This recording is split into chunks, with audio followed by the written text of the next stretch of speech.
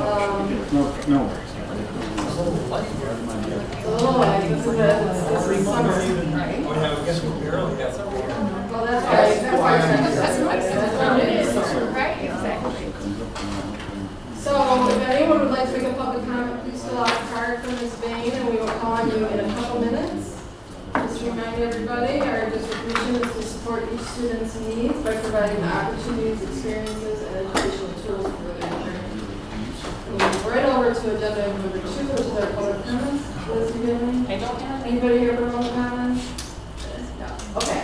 We're going to move right on to agenda item number 3, which is our goals, data goals, priority objectives of 26-27 review. Mr. Scott Long, Assistant Super Learning Services, will present to the board. Please, Scott. Good evening.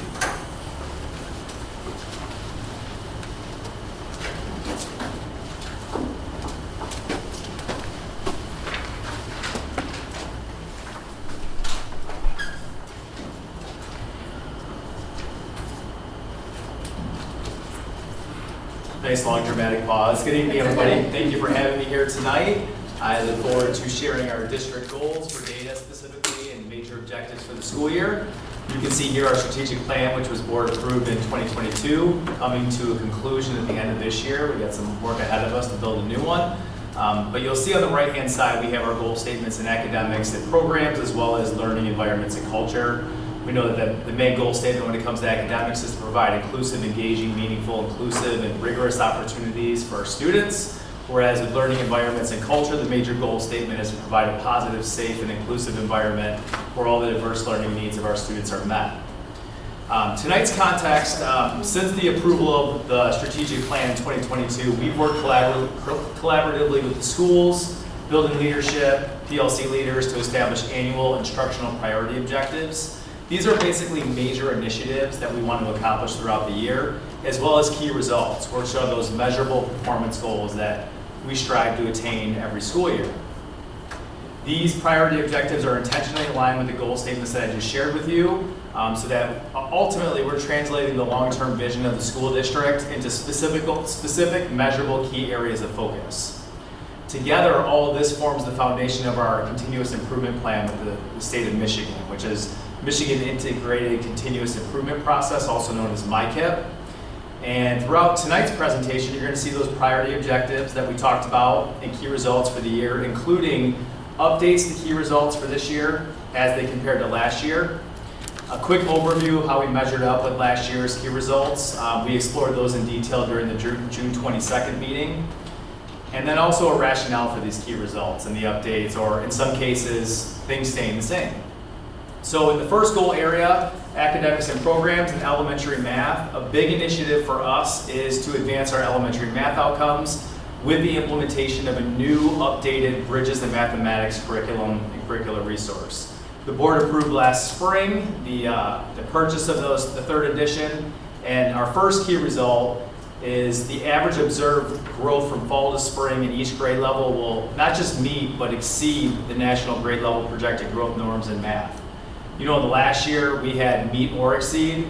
We truly believe that we've been on a roll. 3 years in a row where we've met or exceeded those in all the grade levels. We want to raise it up a bar to not just meet them, but exceed them in every single grade level. We've also added for elementary, the percentage of students meeting their growth will be 65% or higher at each grade level. We know in order to exceed at each grade level, it's going to have to be right around that range. And so we're attacking each student's individual growth, and we hope to have 65% or more of them meet those projected growths by NWEA. The second key result is the percentage of students projected to be proficient on the spring 27 MAP assessment will increase by at least 5 percentage points or more compared to spring of 26. This key result, we didn't hit the bullseye.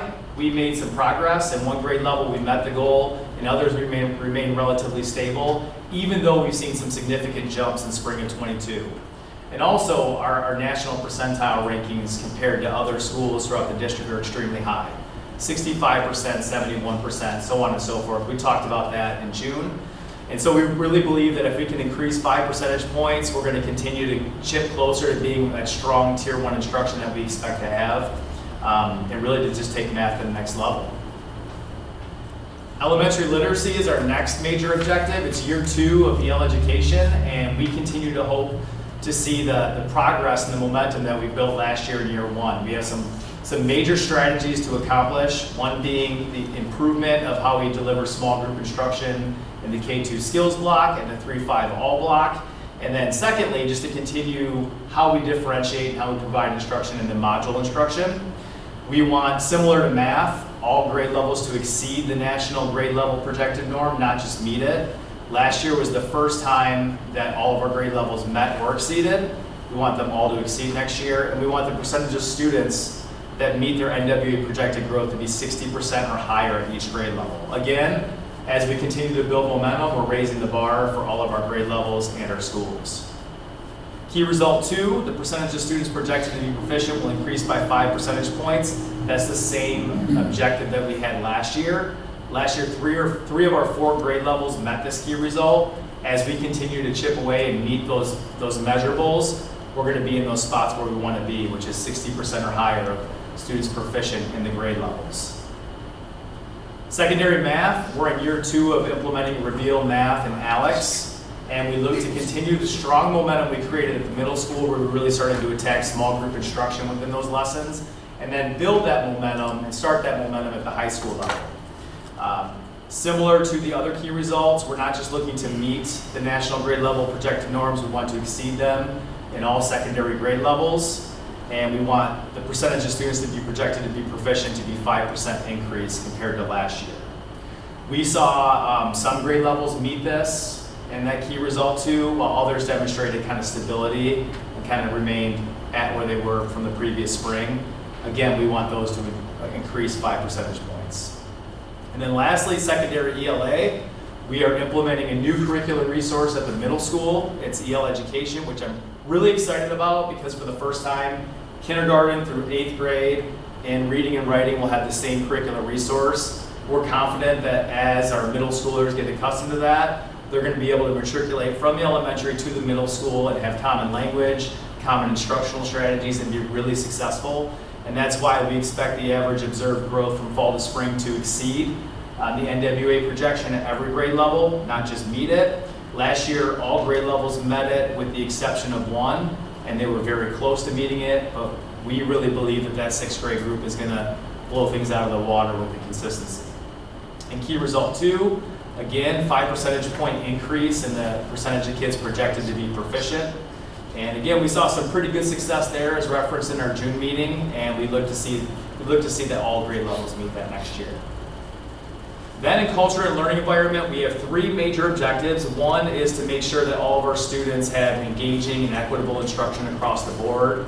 2, that we deliver data-driven, high-quality instruction so that each student demonstrates personal and academic growth.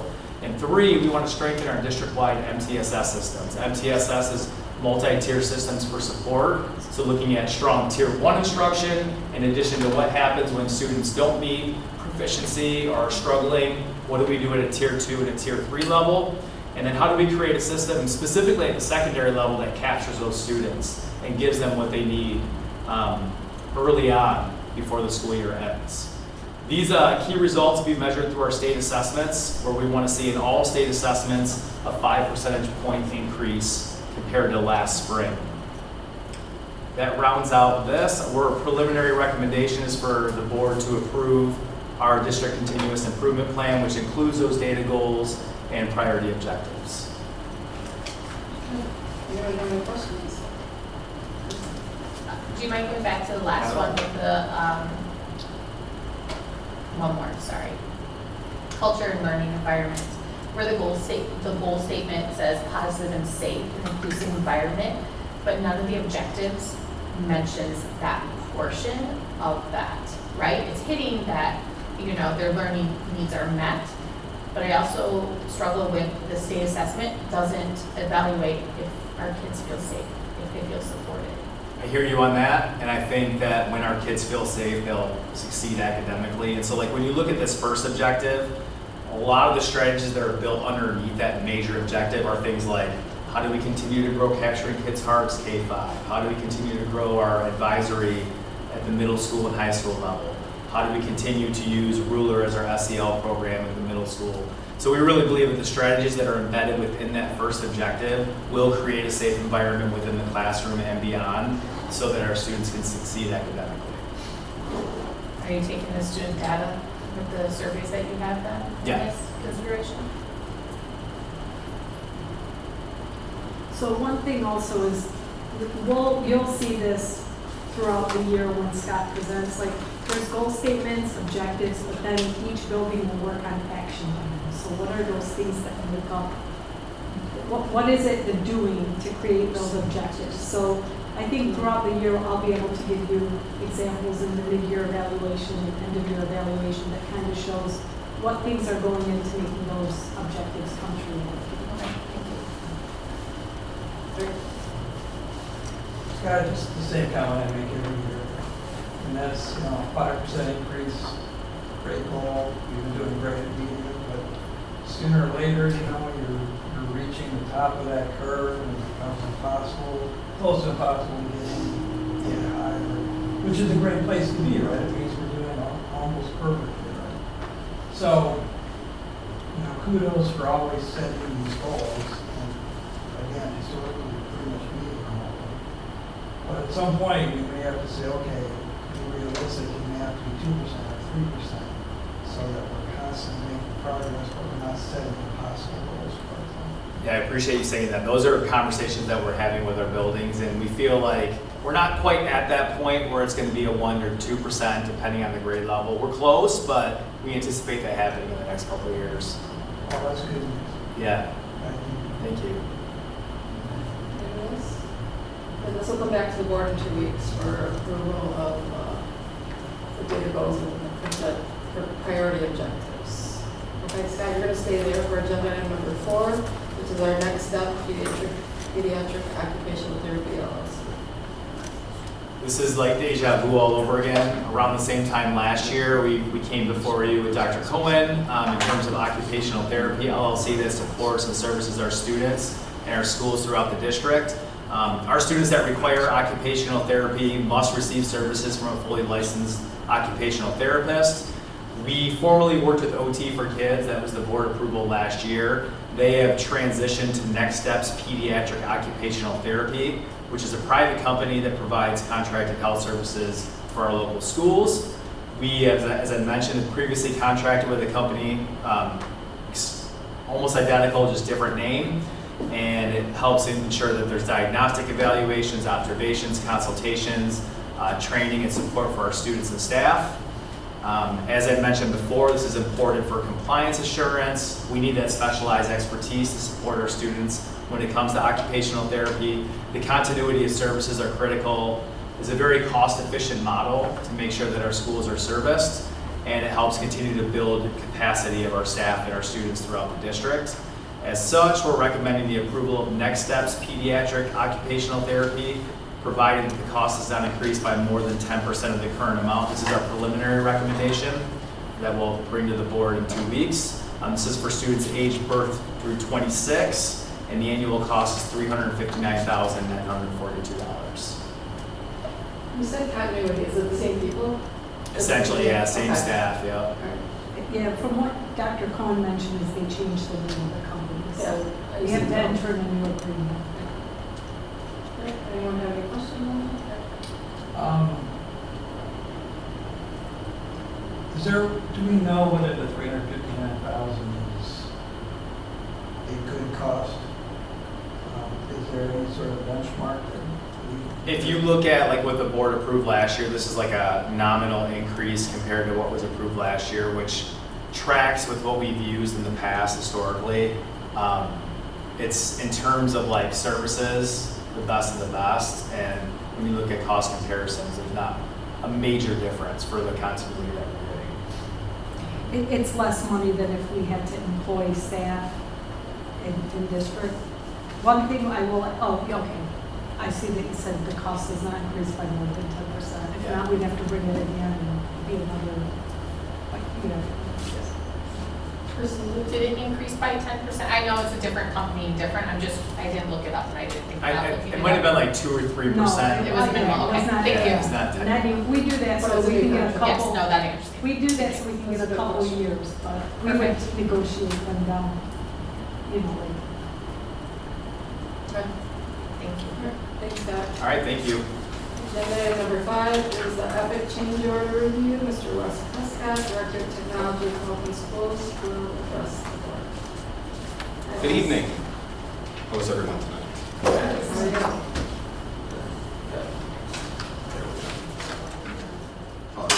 Thank you. So actually, I have the next one as well. So the first one, Epic change order. So if you remember, for the Chico contract, we went with the Epic PA and classroom audio system. We decided to implement that throughout the district this past fall. We're well underway with that. The goal was to have the district completed by the time Chico was done, so everybody was on the same system. We did run into some challenges with the legacy speakers that we currently had that weren't compatible. A large number weren't compatible with the new system. We would have no way of knowing that until we went to every speaker. And additionally, there was a couple other systems that this replaced that we wanted to demo to be able to not have legacy equipment sitting around in the building to confuse people.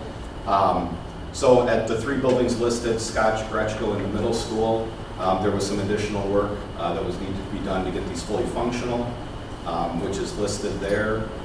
The total for those 3 buildings was just over $75,000. We do have that in the bond and allocated and budgeted for. What questions might we have? Does anyone have any questions about this? And this keeps us within our budget Yeah, still. it's within our budget, technology budget. And I think that we knew that there would be something, we just didn't know what it was going to be. Yeah. Some of our buildings are really patchworked with older technology, so. Yep. Old Chico was incredibly patchwork. but Yes. When we took that Yeah. equipment out of there, there was Yeah. a lot of random equipment. Kirsten, do you have something? Yeah, and it's 17 and 23 bonds. Do we have still software sound? Yeah.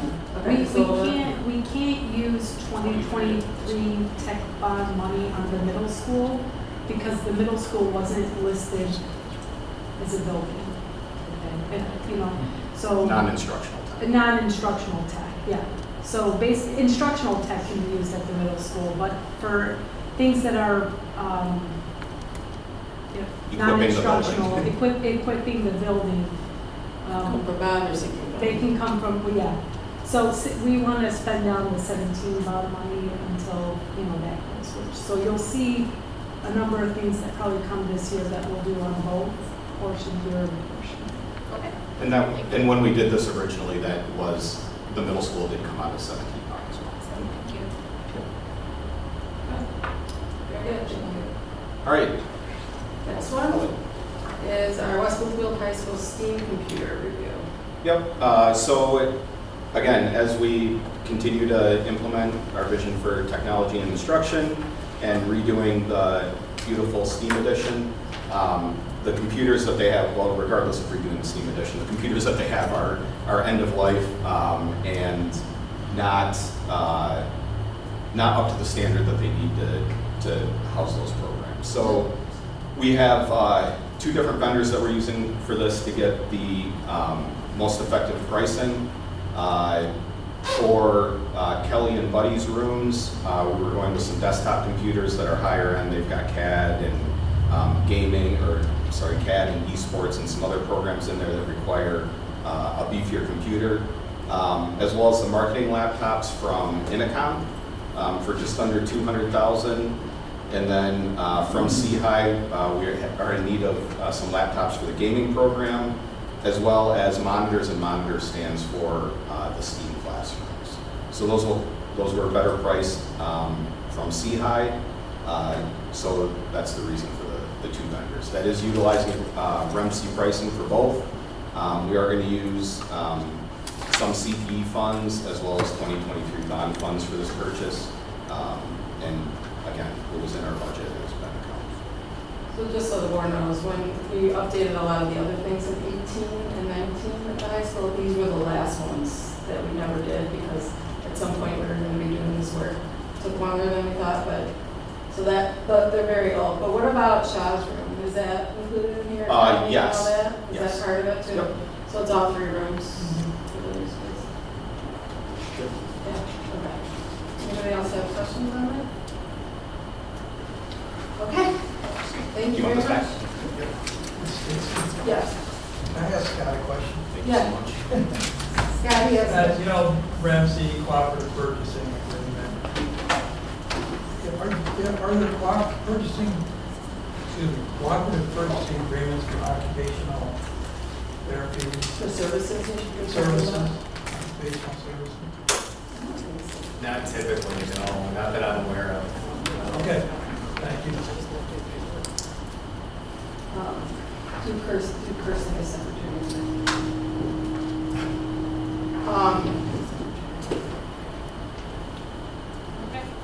Just, you said this time. All right. All right, so you good on that? Yeah. Okay, so next is agenda item number 7 is our CMS Energy Contract Extension Review. Mr. Jamie Stoudemire, Executive Director of Facilities and Operations, and Rob Bernardi, President of Executive Energy Services, will address the board. And our distinguished guests. I Yes. appreciate Rob being here tonight. So we're currently under a contract with CMS to purchase our electricity for the district, and that contract runs through 2030.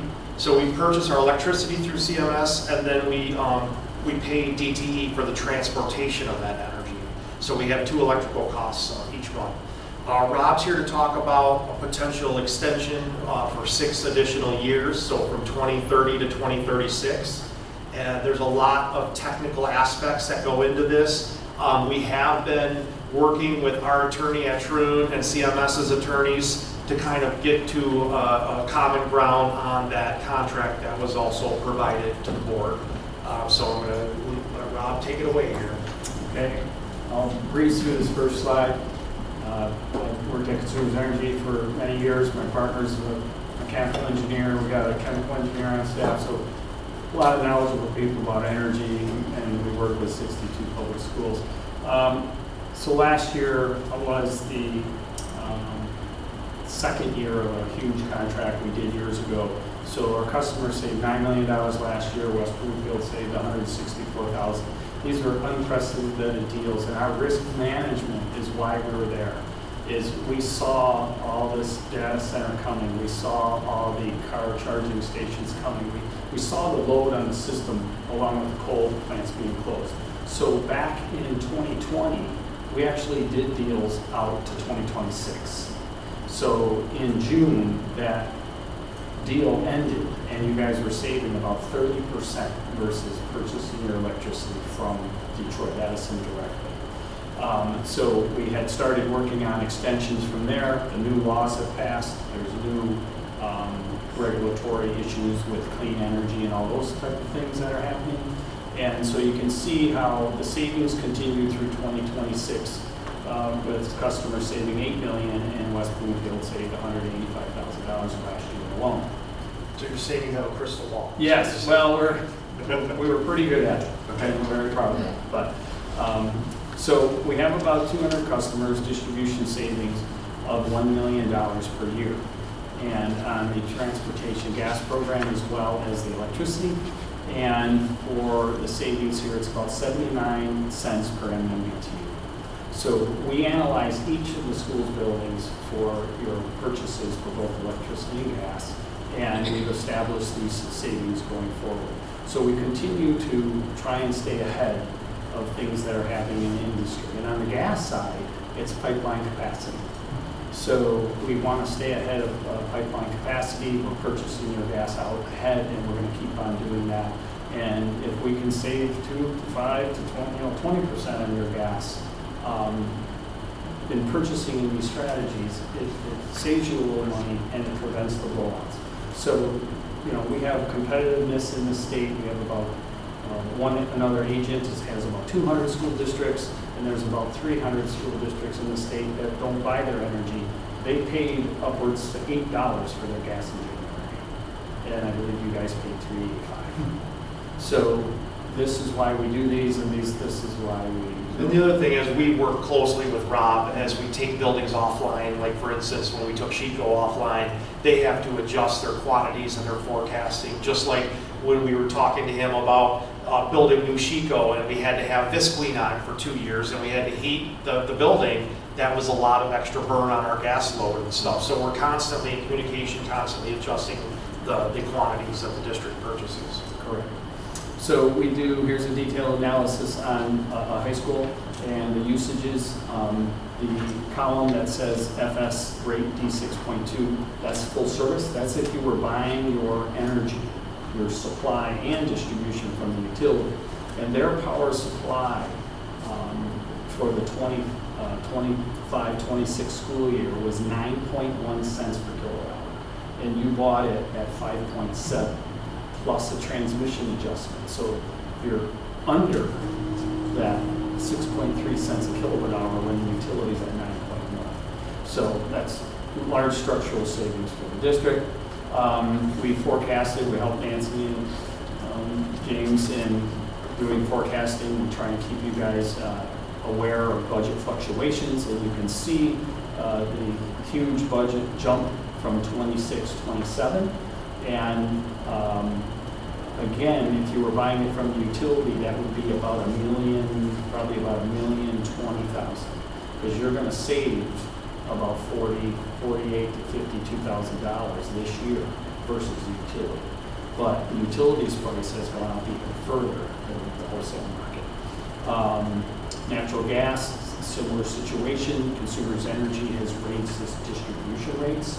There was a lot of pipeline projects throughout the state that they had to do, and they're passing those costs through, as well as the fluctuation in natural gas supply prices. The rate cases, these are the MPSC approved rate cases. The MPSC approved $217,000 to DTE. 2017. Yeah, million. Yeah. And there's another rate case coming. They've already applied for yet another rate case. So we have you protected on the capacity and the energy supply piece, but the distribution rates are still going to go up. So they basically give them the ability just to charge all their customers more, and they're going to pass these costs on to Correct. customers. So Correct. we're protected from that. Yeah, you're protected on the supply side, the generation side, but the distribution side, those rates are still going to go up. One of the questions from the attorney was, well, the contract price is actually still variable, and it is. It's variable for FERC, the Federal Energy Regulatory Commission, controls the cost of transmission throughout the state, throughout the country. But that is a pass-through to all ratepayers. So if there's a transmission increase, and I showed you earlier, there was a 4 mil adder on your direct energy bill, that same 4 mils gets passed through on the utility side as well. So that's an equal playing field. So if your bill goes up by 1%, the DTE's bill is going to go up for 1%, so your savings stays the same. Okay? Relative. But the energy piece is fixed, so we can stop that progressive rate increase. Down here, MPC authorized $153 million. Consumers Energy, rate case 2158, that was approved in February 25. And there's more rate cases coming. They're already filed for another rate case, and it's due to the LNG exports and the cost of pipeline capacity and getting that gas around the country to the export terminals and getting it to the new natural gas fired generation. Okay? And that generation is kind of leads to what we're doing and what we're trying to do. Is the coal plant closing, the natural gas, the need for natural gas, we believe that DTE's rates on the supply side are going to continue to go up to 2 and 6%. We already know that they've applied for another $400 million. The MPSC always seems to approve half of that, so that's another $200 million just for calendar year 27-28. So we think that a price to compare currently of 9.8 at a escalation rate is going to save you money even if we're securing electricity that doesn't start until 2030. So simple math at 2% escalation rate from 9.8, they're going to be at 12 cents a kilowatt hour by 2031, 2030. And we're locking in 91 cents, right? Yeah, 91 cents plus transmission, so, Yeah. yeah. So we think you'll be at about 10.4 cents a kilowatt hour in 2030. And DTE will be 11.1, 11.2, and will continue to climb at 2 to 4% per year. No, we were a little worried about going out for 6 years, because to us, that seems like a long time, and you don't have crystal ball, you can't predict that. But after talking through the attorneys and all, and looking at everything, we do feel we're pretty comfortable with this. And what it allows us to do then is by locking in the rates for that duration, it makes budgeting much easier for Nancy and I, because we know, and Rob is able to look at our kilowatt usages and stuff and apply that rate fixed over those 6 years, so it makes budgeting very simple for us. So it's a term 6 years starting June 1st, 2030. The price is .091 plus transmission. So currently transmission is 1.4 cents a kilowatt hour, right?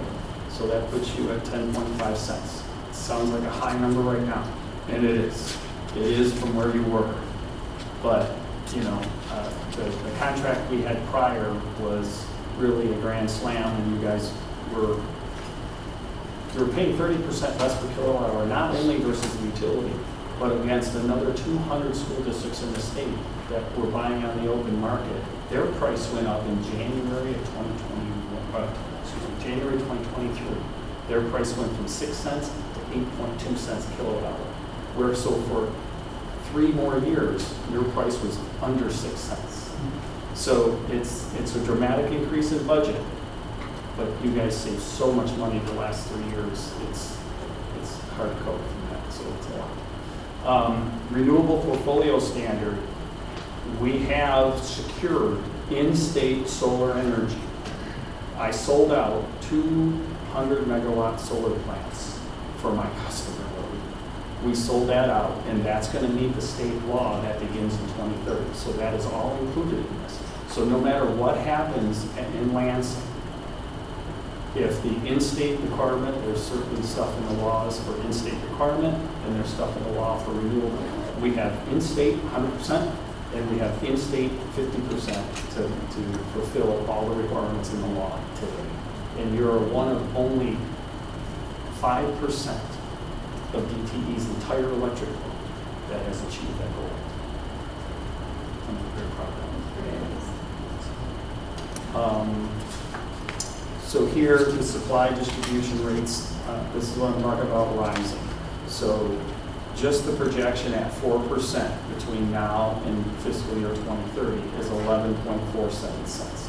So if everything stays the same, and there's no changes to transmission or anything, or everything stays the same, you're going to be at 11.47, or they'll be at 11.47. You'll be at 10.5 if everything falls in place, and we believe it will. Okay, so we're looking for permission today to extend that contract. We think that the risk management is telling us to do this.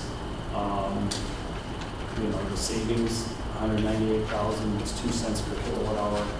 That's what we believe is the objective for you guys this year. 100,000, 1 cent per kilowatt hour savings is what we're forecasting for your school district this year. So the savings is down from prior contract, but it's still excellent. It's the best we can do. Yes. Why was it 200,000 more for this school year than last year? Is that the distribution? Because the contract that I executed 6 So that was years ago. 6 years ago, That was 2018, 26. yeah. Okay, Correct. great. Yeah. We're prepared for that, right? That's 200,000, I remember seeing something Yes, about it. yeah, Okay. we've been putting it in your budget forecast for 2 years, more, you know. Okay, I know I this is saw coming- that, I just want to this make is- sure that it was yeah. all captured with the Yeah. distribution. So, All right. Anyone have any questions? I know it's a lot. I have a question that's not specifically for you, and thank you for your presentation. It's more to understand the energy savings that we did with the new buildings. I know that we're building newer to save energy. Where do I find can you at some point point to me where that's in the board docs? Because I didn't sit here for those, so I just want to know like what those savings were, what are we doing to make sure that we're capitalizing on the new builds? Does that make sense? I don't think there was something, I think it was projected savings, like with the new lighting and all of that. Yeah, the new LED lighting throughout the district. We also, like for instance, at Chico have energy recovery units up on the ARTUs. And So I don't know if they'll know the numbers until you get more data after it's open, and Right. tell me if I'm wrong. No, that's correct. I mean, we do have a per light savings from old to new, but we are, implementing the LED exchange program here as we go. So it's hard to pinpoint at any given day as we replace more and more of the lights with the high efficiency LEDs. But that Yeah. would also be like gas too, right? Heating the building and stuff like that. Yeah, I mean, like, for example, with the new sheet code, you're probably not gonna see a projected savings because the square footage is so much more. Like, it's probably gonna be cheaper in terms of the per kilowatt and things like this based on the type of building that the new Chico is versus the old Chico. But you have a lot more space, a lot more lighting, things like this. There's a lot of energy codes, like the insulation on the roof of Chico has to meet certain guidelines like Yeah. R30 and, The yeah. reality is our energy costs are gonna continue to increase. So if you look at it bottom line in a budget, a line item, it's gonna go up from year to year. It's because the cost of everything is exponentially higher. I think what we can try and look at is the projected increase, right? And then see if it's on par with that. So if we look at Breschko, a year that they had the old lighting, and then compare it to energy costs for a year when it has the new lighting, and we can take a look at that.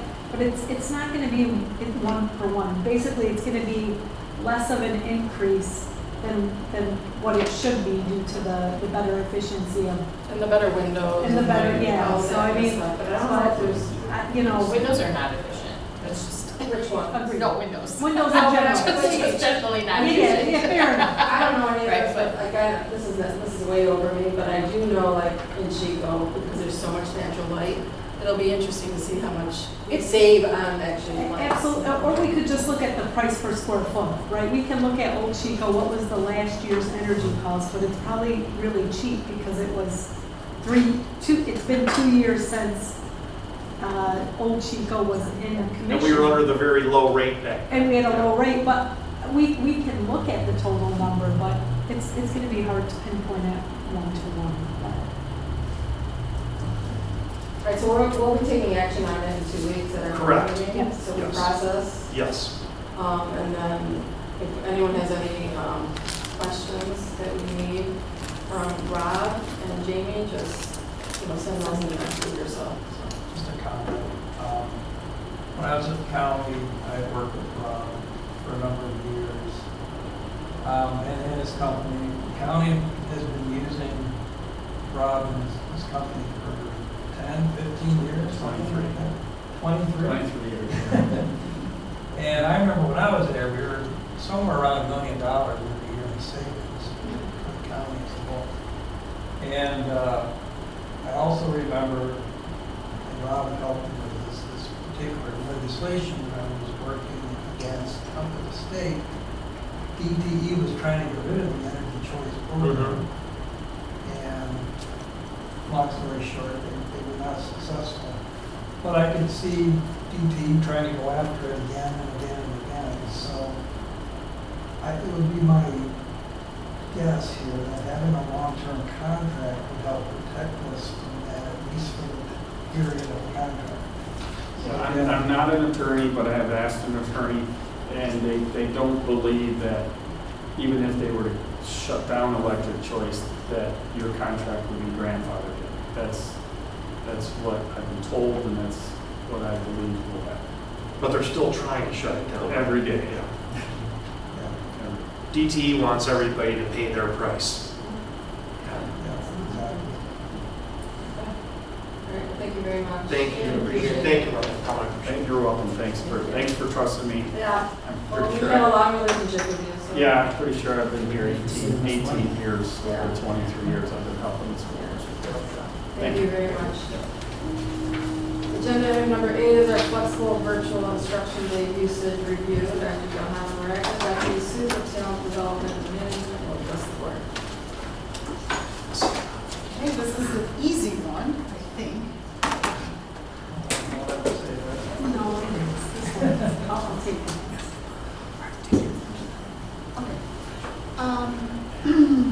So there's a new Public Act, Public Act 25, that allows school districts to use up to 3 virtual days for instruction and still count them as a day of school for students as an attendance day. We don't anticipate that we will be using this, but we don't want to miss out on the possibility that we could need it if it was a really, really bad winter. So we are just asking that the board approve the use of 3 flexible virtual instruction days as permitted under Public Act 25, 2026, just in case we need it. So this really stems from that ice storm up north where schools were closed for a couple of weeks and they had no way of capturing school days and then ended up waiving the school days. So this is really coming out of that in case there's another kind of major hazard in the winter and schools are shut down. So that's where this is coming from. The computers that we distribute to all the students, that would enable them That's right. to virtually connect. Okay, Those are the 3 thank you. Anybody else? The one random snow day, basically a snow day, right? This is if it's a long term. This is if they This run is out. if we run out. We get This is if 6 we run days. out. Want, so we're not getting text Yes. messages and calls for that. No, Well, we that- have 6 days built in. We almost never use them. This is in case it's the worst winter in a while. Perfect, thank you. Thanks, Mara. And then, and it would be extended, not a Wednesday, Tuesday. Yeah. Agenda item number 9 is our adult ed salary schedule. Dr. Hammer, again. Okay, as you know, over the last few years, we've been having audits from the ORS department when our employees retire. And we want to make sure that our employees are protected when they retire. So this one also is, I think, an easy one. We pay for all of our adult ed programming with grants. It's entirely grant funded. And the WIOA grant, which is the Workforce Innovation and Opportunity Act grant, provides a large portion of our funding for that program. I'm going to try to scroll down here. We have our current adult ed instructor position is on our previously approved non-bargaining unit salary schedule. It's actually on our listed on a different page of it, but it is here are the steps for that. We also have people in the program that are doing other things at the same rate. They are doing the adult education data analyst position, which is allowed under WIOA and actually required to provide that data.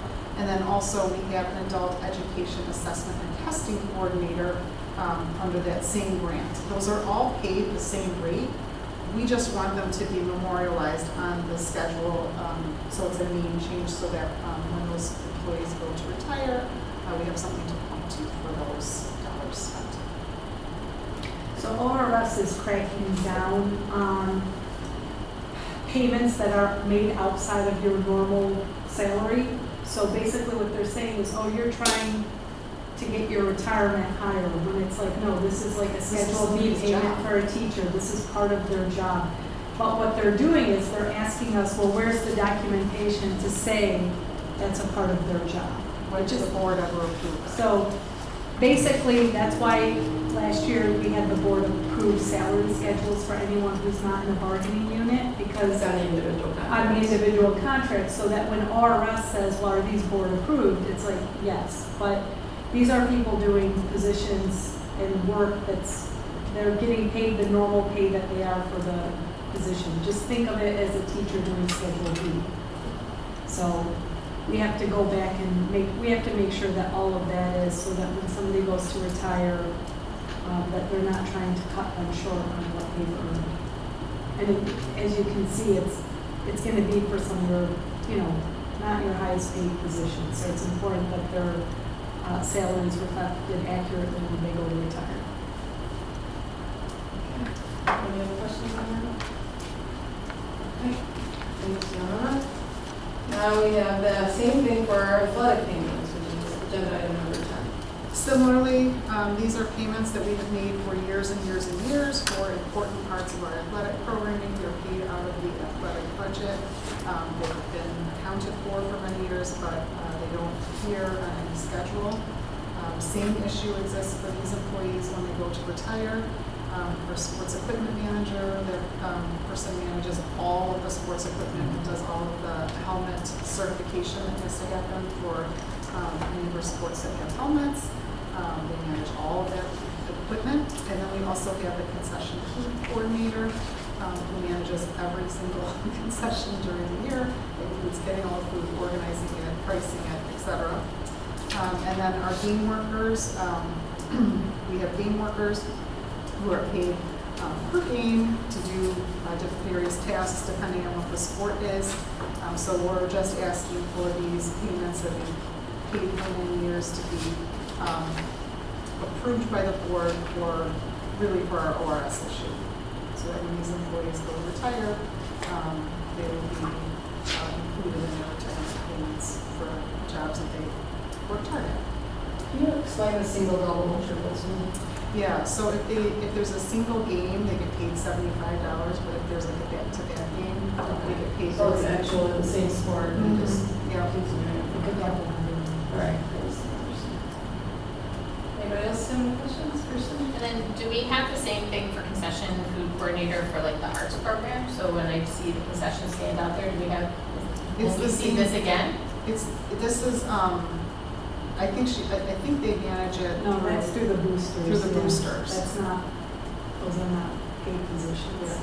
So they use it as a fundraiser for theater or a choir? Correct. Is that? So is this not a fundraiser, the concessions? No, the funds that are earned come back to the district. To the It's athletics. district fund. It comes to athletics and the So it's district. a fundraiser. But it's not. Well, no, it's like a school store. It's not a booster club getting the money to use for something. Like the boosters get the money and they manage that money. They don't want us to take over that. Yeah, they want that. I think it's just to help offset some of the athletic costs. It's, yeah, oh, definitely. I think. Okay. Great, thank you very much. And then agenda item number 11 is our budget to actual June, July. Nancy Hoover, Executive Director of Human Services.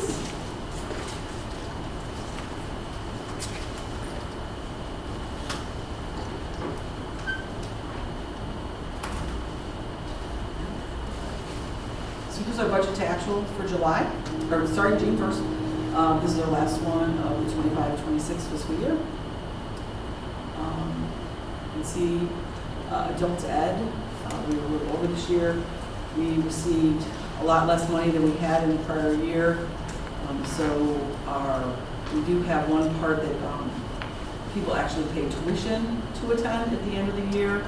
So that program ran a little over from some excess costs that we weren't prepared for when they cut our grant. And we didn't actually find out until late October that they were cutting our grant. So that. And then in instructional staff support, you see last year we had a lot more money. We had 13% left compared to 3.8 that we did at the end of this year. Last year, though, we had received a grant very late in the year, so a lot of that money was left, and it rolled over into fiscal year 26, and then we spent it.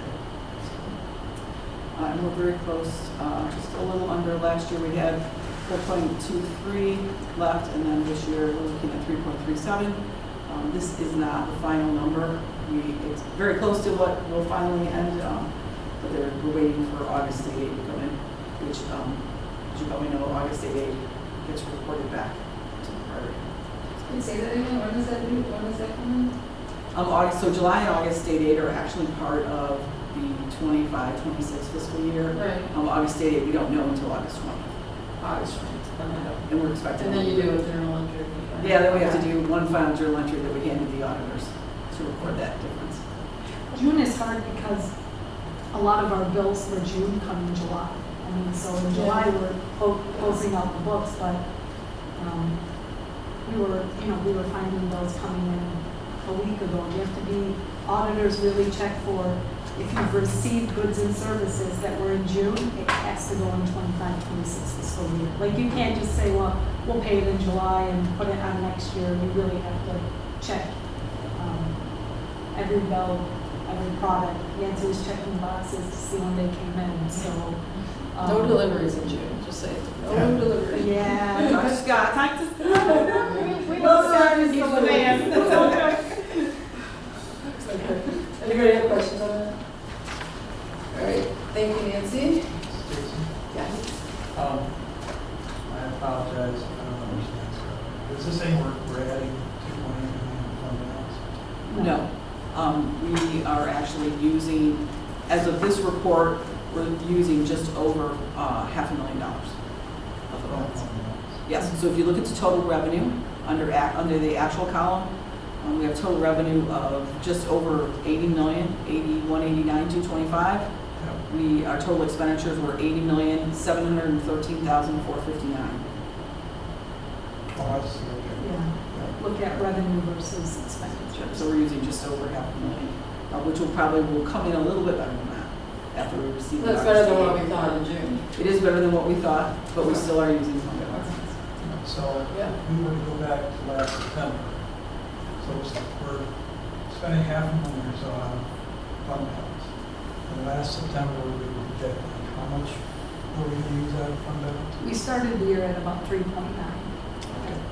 Just wanted to make that one. Yeah. 3.9 million projections, Or so. So very good job. Thank you very much. That's great. Okay. July is the next. Just, yeah, Oh, pull oh. up one page. Got it. Okay, so this is the start of this year. You can see in revenue, we've received local revenue and state revenue. We have not received any federal revenue yet. We haven't got any approval for any of our federal grants yet. So we haven't received any of that money.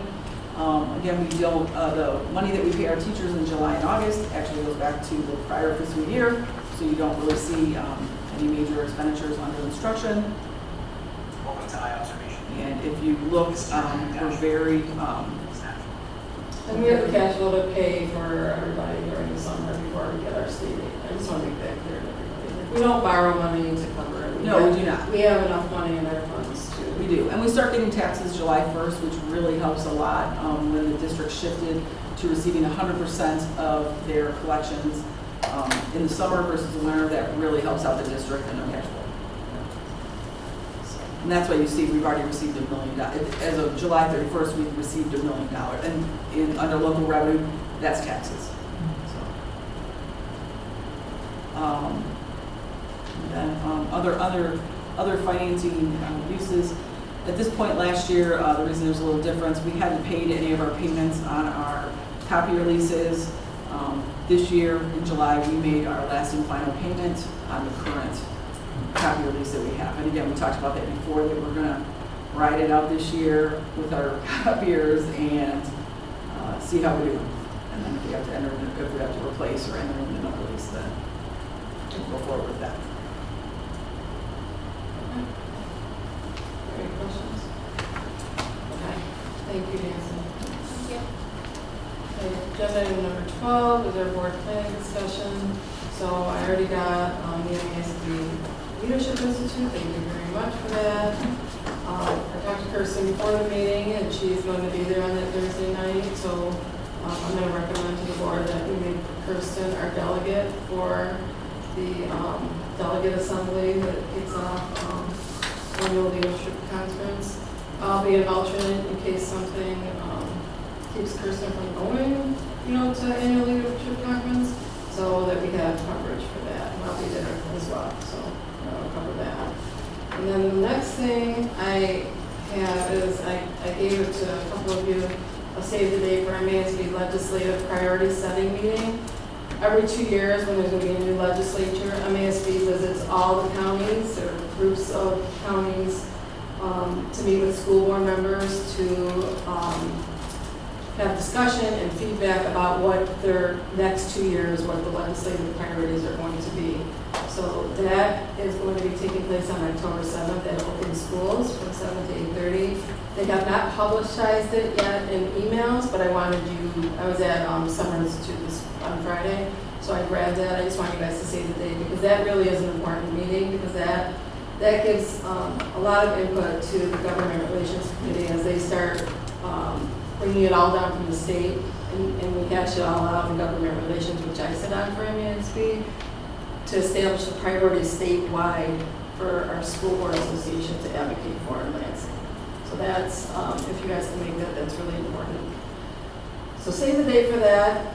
And then the other thing I wanted to just share is the superintendent evaluation timeline. Dr. Bazzi and I have been discussing this, and based on the last couple of years with some feedback, we're going to really work on having the evaluation in May study session and May board meeting.